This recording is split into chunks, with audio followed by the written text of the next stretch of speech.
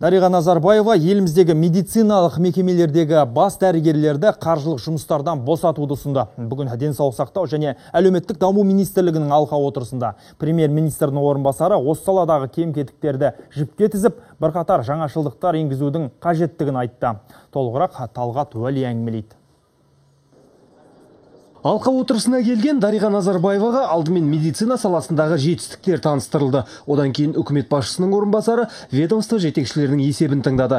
Баяндамадан кейін Дариға Назарбаева бұл салаға қажет болып тұрған бірқатар мәселелерді кезек-кезегімен айтып берді. Мәселен, енді медициналық мекемелерде екі басшы болады. Яғни біреуі негізгі қызметке, екіншісі қаржылық шаруашылық бағытына жауап береді, деді вице-премьер.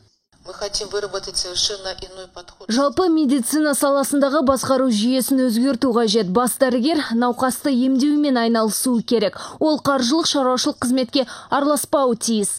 Бухгалтерия есептер шексіз тексерулерге басын қатырмау қажет. Сондықтан да осы екі қызметтің ара-жігін ажырату керек. Одан кейін Дариға Назарбаева ведомство басшысына дәрі-дәрмек бағасының 25%-ға дейін қымбаттап кетуінің себебін анықтап, дереу тексеріс жүргізуін тапсырды.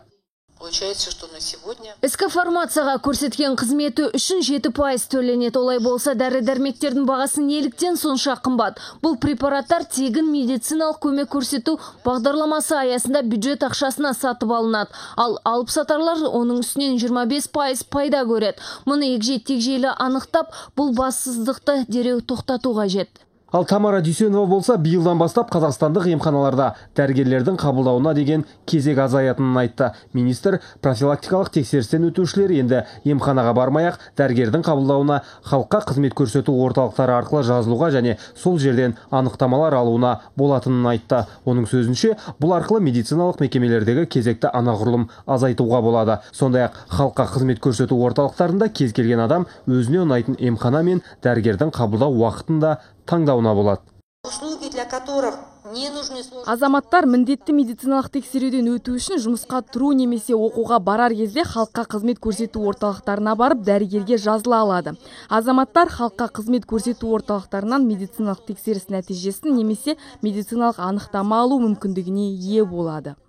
Жыл сайын республика бойынша профилактикалық медициналық тексеру мен қамтудан 7,8 миллионнан астам адам өтеді екен. Оның ішінде 4,5 миллионнан астамы әйелдер, ал 3,3 миллионы ер адамдар.